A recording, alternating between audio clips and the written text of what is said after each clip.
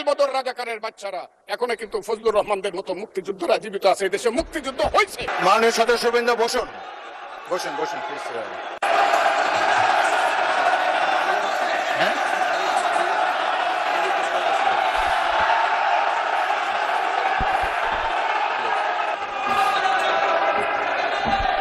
বসুন মাননীয় সদস্যবৃন্দ বসুন।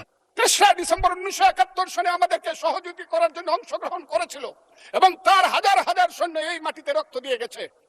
এবং যে ইন্ডিয়া আমাদের দেশের স্বাধীনতার জন্য বঙ্গোপসাগরে যে সপ্তম নৌবহর এসেছিল আমেরিকার বিশ্বযুদ্ধের রিস্ক নিয়েছিল, আমাদের জন্য সোভিয়েত ইউনিয়ন তিনটা ভেটু দিয়েছিল। তা না হলে আমাদের দেশ স্বাধীন হতো কিনা সন্দেহ ছিল। সেই মুক্তিযুদ্ধের সঙ্গে যখন 1 মাসের গণ আন্দোলনকে তুলনা করা হয়, তখন মুক্তিযুদ্ধকে ছোট করা হয়। আমি মনে মনে ভাবি হয়তোবা আমি মরে গেলেই ভালো হতো। আমি আজকে আপনাদের কাছে প্রশ্ন রাখতে চাই, 5ই আগস্টের পরে কি হলো?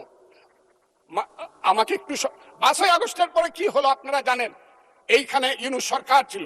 আমি শিল্পকলার সামনে থাকি। একটা গান হইতে পারে নাই, একটা নাটক হইতে পারে নাই, একটা লালনের গীতি হইতে পারে নাই, একটা বাউল গান হইতে পারে নাই। সবকিছু কালো শক্তি ধ্বংস করে দিয়েছিল। তারা বলেছিল কোন মুক্তিযুদ্ধ হয় নাই। 47-এ যুদ্ধ হয়েছে, আর 24-এ যুদ্ধ হয়েছে, আর 71-এ গন্ডগোল হয়েছে। সেই দিন মুক্তিযোদ্ধা হিসাবে আমি বলেছিলাম, আমি বলতে পারবো কিনা কথাটা আপনি, এই আলবদর রাজাকারের বাচ্চারা এখনো কিন্তু ফজলুর রহমানদের মতো মুক্তিযোদ্ধারা জীবিত আছে। এই দেশে মুক্তিযুদ্ধ হয়েছে। মুক্তিযুদ্ধ সত্য, 30 লক্ষ লোক জীবন দিয়েছে, এটাও সত্য। এই যুদ্ধের মধ্য দিয়ে আমরা সেদিন তাদের সঙ্গে যুদ্ধ করেছি। আমার বাড়ির সামনে মব হয়েছে আমাকে হত্যা করার জন্য। সেদিন আমি আজকের পুলিশকে ধন্যবাদ দিব, আজকের মিলিটারিকে ধন্যবাদ দিব। 10 মিনিটের মধ্যে আমার বাড়ির সামনে তারা গিয়ে উপস্থিত হয়েছে আমাকে বাঁচানোর জন্য। অনেক চক্রান্তের মধ্য দিয়ে ইলেকশন হয়েছে। সেই ইলেকশনে তারা কি করেছে, আজকে যারা আমার ডান দিকে বসে আছে তারা কি করেছে? একদিন তো আমরা ভাই ছিলাম নাকি? তারা যা করেছে সেটা কল্পনা করার মতো না। যত চক্রান্ত করেছে, সেই চক্রান্তের ভিতর দিয়ে যখন তারা প্রচার করতে শুরু করলো তারা বাংলায় 2/3 মেজরিটি পেয়ে তারা পাস করবে, আমি হতভাগা ফজলুর রহমান বলেছিলাম জামাত জোট যদি মেজরিটি পায় তাহলে আমি বিষ খাবো। এই কথাটা আমি বলেছিলাম, আমি বিষ খাবো। হ্যাঁ, কথাটা সত্য, আমি বলে যাচ্ছি। এবং তারা কোনোদিন যুদ্ধে জয়লাভ করতে পারে না, রাজনৈতিক যুদ্ধে, কারণ তাদের পূর্বপুরুষ বাংলাদেশ চায় নাই। বাংলাদেশ যদি থাকে, এই বাংলায় শুধু বেলিচা মিলিয়ার জুই ফুল ফুটে না, এদেশের রক্ত জবাও ফুটে। এদেশের জঙ্গলে শুধু কোকিল ডাকে না, এদেশের জঙ্গলে রয়্যাল বেঙ্গল টাইগারও থাকে। যতদিন রয়্যাল বেঙ্গল টাইগার থাকবে, মুক্তিযোদ্ধা জিতবে, রাজাকার কোনোদিন এদেশে জয়লাভ করতে পারবে না। আমি চ্যালেঞ্জ করে বলে গেলাম। আমি আজকে আপনাদের সামনে আরো কিছু বলতাম, কিন্তু আমি টাইমটা দেখতে চাই, আরেকটা কথা বলতে চাই। আমি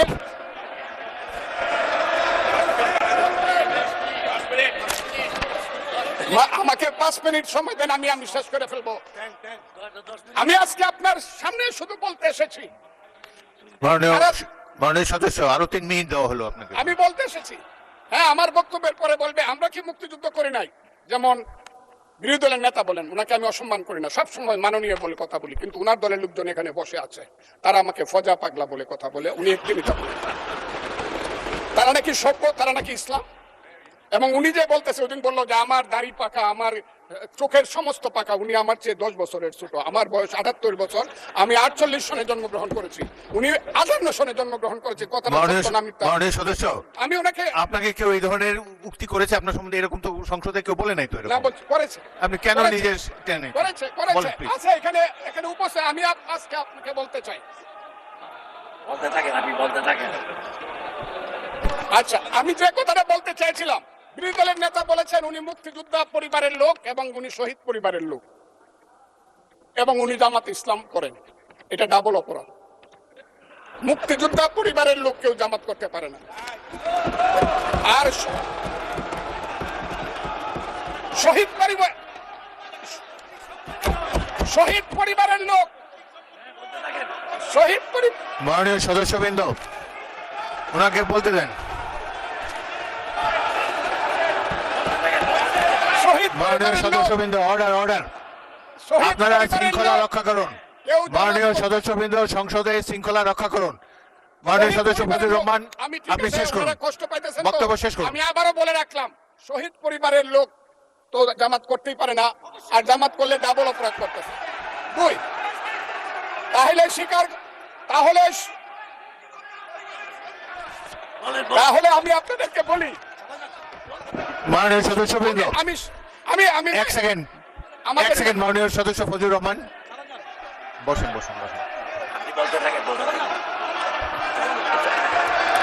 আমি আপনাদেরকে মাননীয় সদস্যবৃন্দ, প্রোডাকশন আশা করতেছি। মাননীয় সদস্যবৃন্দ বসুন, কিন্তু আমার গলা সংসদের শৃঙ্খলা রক্ষা করুন। ওনার গলা, আমি কিন্তু ওনাদেরকে খারাপ কিছু বলি নাই। বসেন।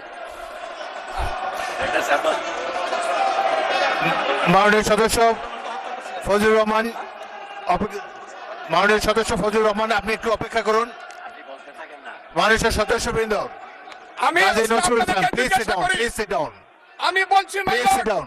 এই যে দেখেন তারা বসুন, বসুন।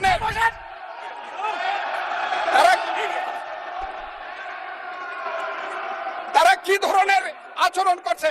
আচ্ছা, আজকে তাদেরকে মাননীয় সদস্যবৃন্দ, তাদেরকে আমি মাননীয় সদস্যবৃন্দ একটু মনোযোগ দিয়ে আমার কথাটি শোনার চেষ্টা করুন।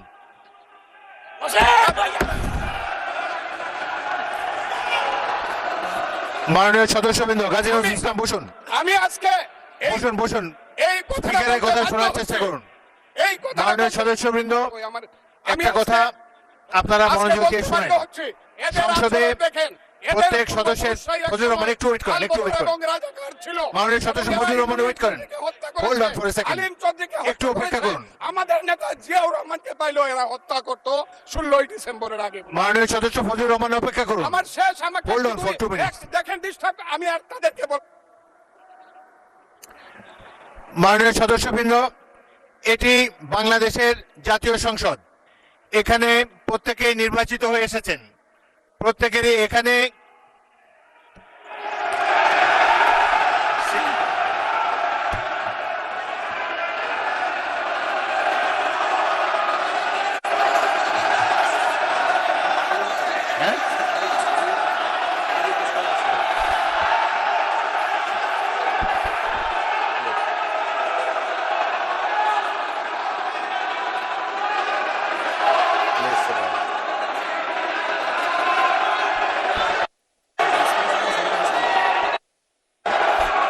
মাননীয় সদস্যবৃন্দ, দয়া করে বসুন।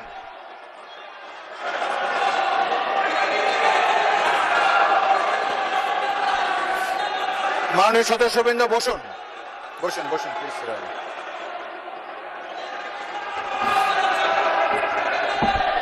বসুন মাননীয় সদস্যবৃন্দ, বসুন বসুন বসুন বসুন।